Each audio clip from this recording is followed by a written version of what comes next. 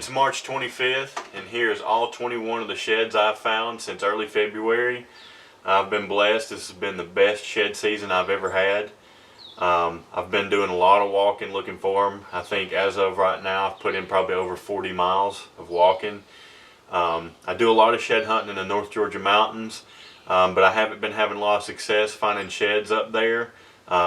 You know, it's pretty tough looking for sheds there. There's big woods up there, and the deer population is really low in the North Georgia mountains. So I've been doing a lot of shed hunting down here in the coastal plain region of Georgia, and that's where I found all these sheds. And like I said, these are all public land deer. And in this video, I want to teach you how to become a better shed hunter. I don't like to start shed hunting too early in the year. I usually start going about mid-February, and that's typically when I really start finding some fresh sheds here in Georgia. But another thing I don't do is I don't go in the mature bucks bedding areas until mid-March or even late March, because they could still be holding. And you don't want to go in there and bust them out and spook them, because then you won't find them. They'll just drop them somewhere else. Same thing with going in early in the morning or late in the evening. I typically like to go midday looking for sheds, so that way I'm not jumping any big bucks. My number one rule when shed hunting is to move really slow and really scan the area you're looking for sheds in hard. You'd be really surprised how well a shed can be hidden.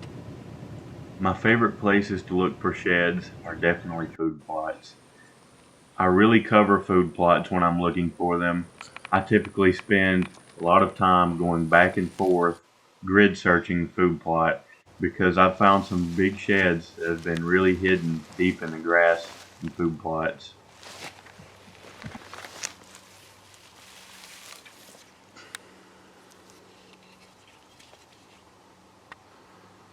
And I found a little shed. It's pretty cool, ain't it? Yep. She's also got one in the back of her hair. The best food plots to go find sheds in are usually the ones that have a lot of clover in them. I like to go after cold fronts have moved through, and I'll typically find sheds in those food plots.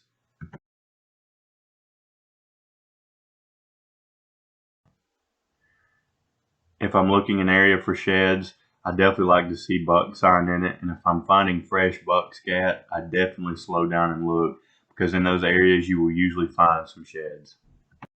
When I'm going shed hunting, I never leave the house without my binoculars. The binoculars can really help me stand from a distance and glass. Like if I'm standing on a small ridge and looking in a funnel or something, it can help me glass and see if I see any sheds laying down in the funnel.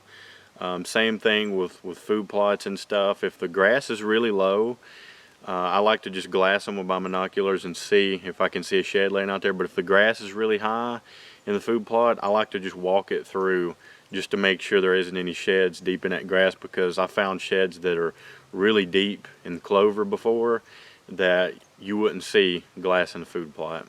I also like to go look in controlled burn areas for sheds. Occasionally I'll find some older sheds in those burn areas, but if a buck does walk through a controlled burn and drops an antler, they will be much easier to spot in those controlled burn areas like this one. I just found a great shed down here in the woods in this burn. Took me a minute, but I finally seen it.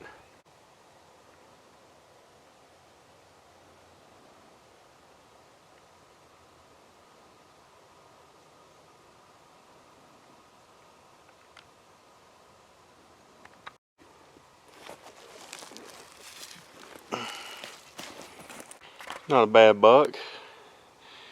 He should be a really good deer this year.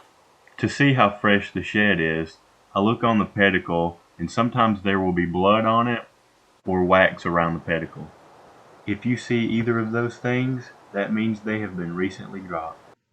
I just walked in this food plot, and as I was getting in it, I jumped a deer that was bedded right off to the side of the food plot, and I go walking down through here and find this shed, and it's pretty fresh. It has wax all over it. I wouldn't be surprised if it was that deer.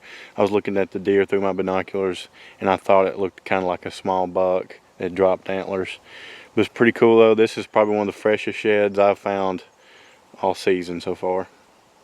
One thing you can learn from finding sheds is you can see what kind of health the buck is in. This buck is in pretty good health. His pedicle's protruding outward, really nice. It's not flat and it's not hollow or anything. This buck, his pedicle is really hollow. And I can put my finger in it right there. It's just really hollow. That means he is not in good health and he's stressed. But if you find a shed that has a lot of bone hanging off of it, just a lot of bone on it, that means that he has had some kind of injury and he could get brain abscess from that and it could kill the deer. I've found several big buck sheds on small, faint trails, and those are typically the trails that mature bucks like to use. You will very rarely find any sheds on big, heavy use trails. I just found this big bucks matching sheds right here, coming out of a funnel, going up a trail. It's just on a faint trail. That's a good buck. Beautiful deer.